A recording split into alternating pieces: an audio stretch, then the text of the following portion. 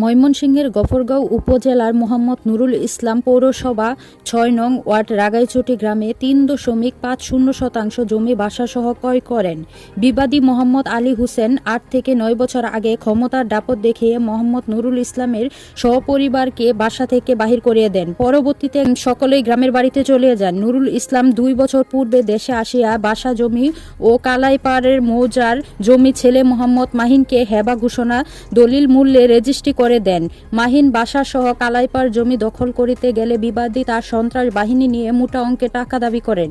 টাকা না দেওয়ায় বাসা ও জমি দখলে বাধা দেন এবং হুমকি প্রদান করেন।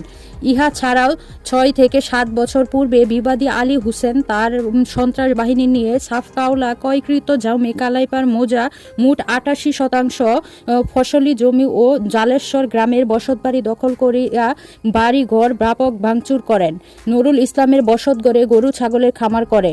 বসতবাড়ির আঙ্গিনায় 15টি বড় বড় রেন্টি গাছ প্রায় 5 লক্ষ টাকা মূল্যে বিক্রি করিয়া দেন। 15 থেকে 16 দিন পূর্বে মোহাম্মদ নুরুল ইসলাম কালাইপাড় মৌজার অবস্থিত জমি ও গ্রামের বাড়ি বসতভিটা উদ্ধার করিতে গেলে বিবাদী তার সন্ত্রাসী বাহিনী নিয়ে 50 লক্ষ টাকা দাবি করেন।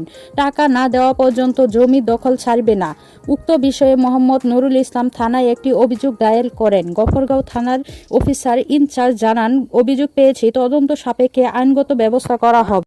দুই ভাইয়ের নামে দলিল হইছে। ওয়ার পরে হের পরে থেকে আমি জমিন বুক করতে পারি নাই।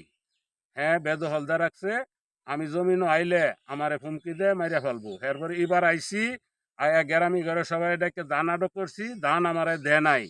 এরপরেও ধান তারা লয়ে গেছে গা, আমারে মারার হুমকি দিছে। 50 লক্ষ টাকা আমার কাছে সাদা চাইছে। আমার দেওয়ার মতন সমর্থ নাই, আমি জমিনও আসতে পারি নাই। আইনগতভাবে আমি আইনের সদ্য রেখে আইনের আশ্রয় নিছি।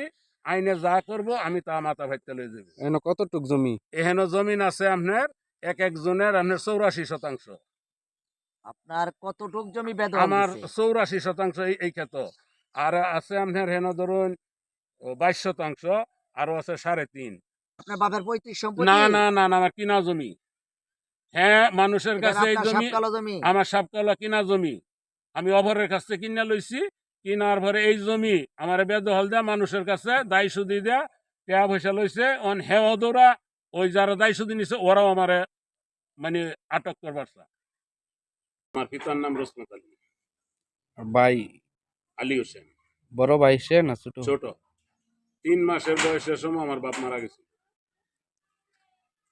কতদিন যাবত প্রবাস করতেছেন আপনি? আমি করতেছি ধরুন 32 বছর।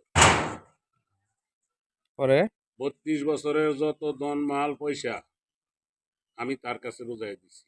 যা জমিন কিনবা অর্ধেক তুমি নিবা, অর্ধেক আমারে দিবা।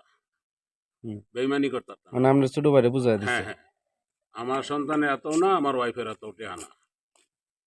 আমি তারা তো বুঝাই দিছি। হ্যাঁ জমিন কিনছে আর আমারে বলছে হ্যাঁ ভাই কিনছি, আর যত লাখ টাকা জমিন কিনছি টেহা পাঠাইছি। বাসা কিনছি টেহা পাঠাইছি, বাজারও দোকান কিনছে টেহা পাঠাইছি। উনি কি করে হর?